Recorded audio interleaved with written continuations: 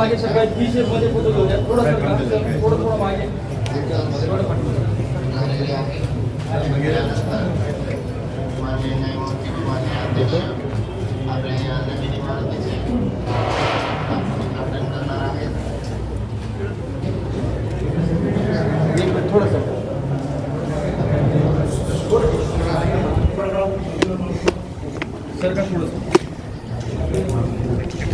सन्माननीय अतिथींनी भेद कापून औपचारिकरित्या उद्घाटन केलेले आहे. मी आपणा सर्वांना विनंती करतो की कृपया आपण जोरदार टाळ्या वाजवून या ऐतिहासिक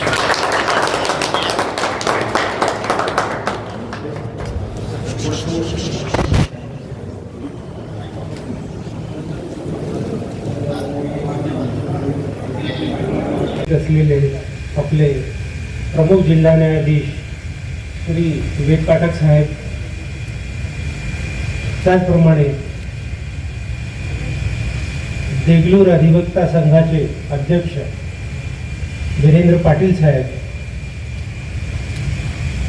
आमचा ज्यांच्याशी नेहमी सामना होतो हायकोर्टात असे वसंतरावजी साळुंके साहेब, माजी अध्यक्ष महाराष्ट्र गोवा वकील परिषद,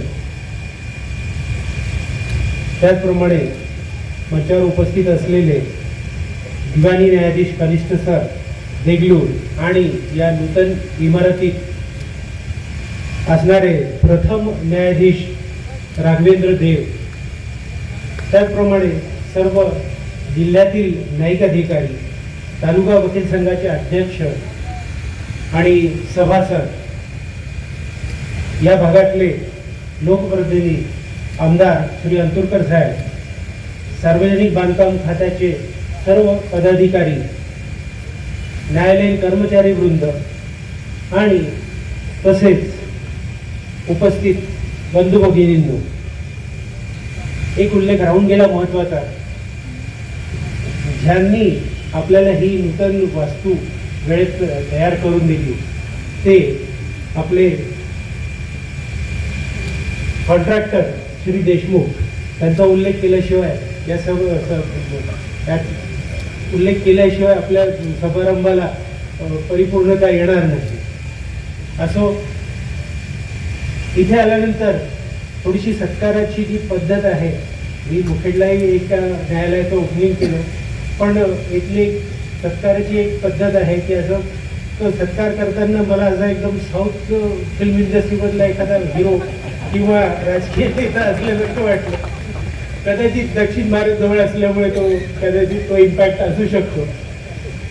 असो, इथे आल्यानंतर मला इथे येण्यापूर्वी ह्या न्यायालयाचा इतिहास अजिबातच माहिती नव्हता आणि वेद पाठक साहेबांशी कधी आमची चर्चा झाली नाही.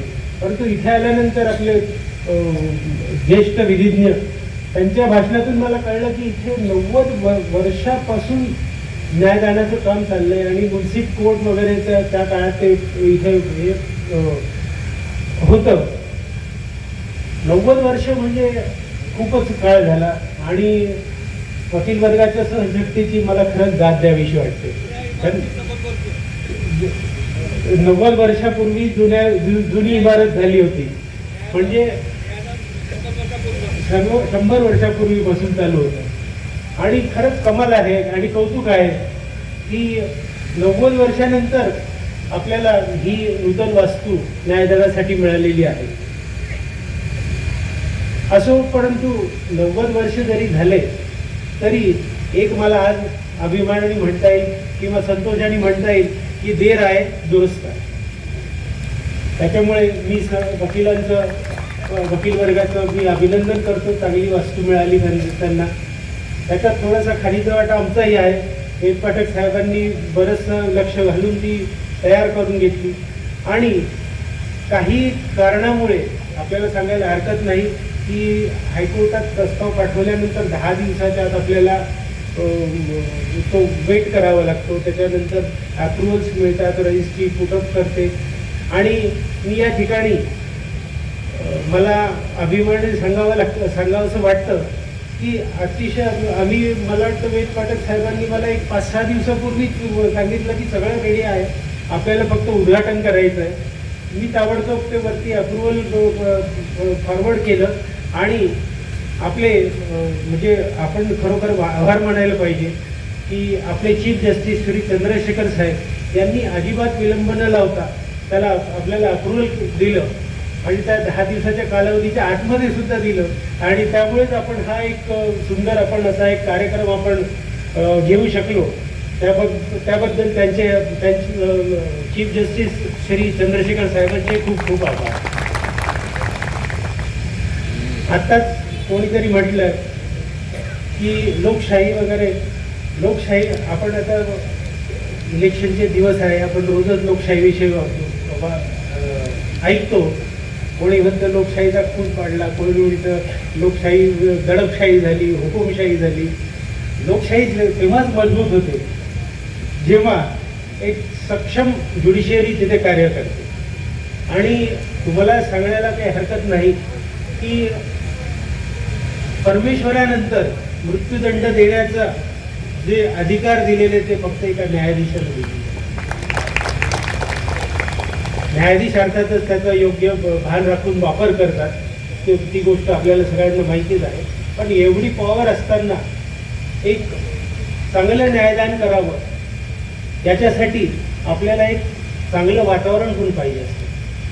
सगळ्यांनी आपल्याला भाषणामध्ये सांगितलं की पूर्वी अतिशय पाठक साहेबांनी सांगितलं की जागा नव्हती बसायला, म्हणजे एक न्यायाधीश कसा बसा त्या खुर्चीवर बसू शकेल आणि 2 वकील जेमतेम उभे राहू शकत होते. अशा परिस्थितीत सुद्धा आम्ही पाहिलेलं आहे.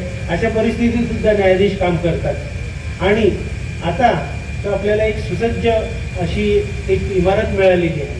त्याच्यामुळे इथून पुढे आपले जे प्रथम न्यायाधीश आहे या नूतन इमारतीतले श्री देवसाहेब आणि देगलूर येथील वकील संघ यांना मी आवाहन करतो की त्यांनी एक अगदी खेळीमेळीच्या वातावरणात हे न्यायदानाचं काम पार पाडावं. कुठलेही क्लॅशेस वगैरे त्यांनी एकमेकात ठेवू नये आणि याच्यासाठीच मी त्यांना शुभेच्छा देतो. तसंच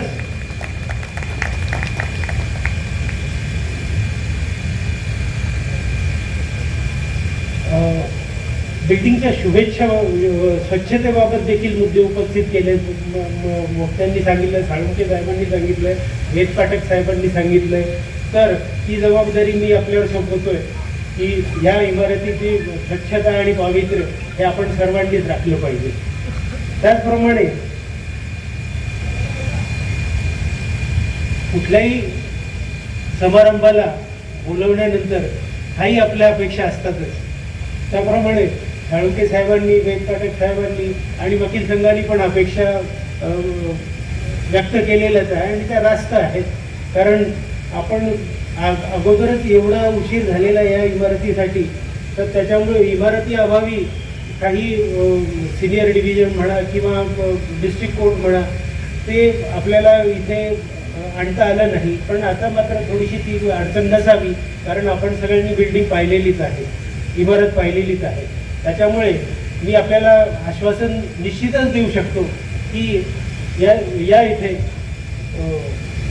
सिनियर डिव्हिजन किंवा डिस्ट्रिक्ट जज हे आणण्यासाठी माझ्याकडून जेवढं काही शक्य होईल तेवढं मी करणार आहे.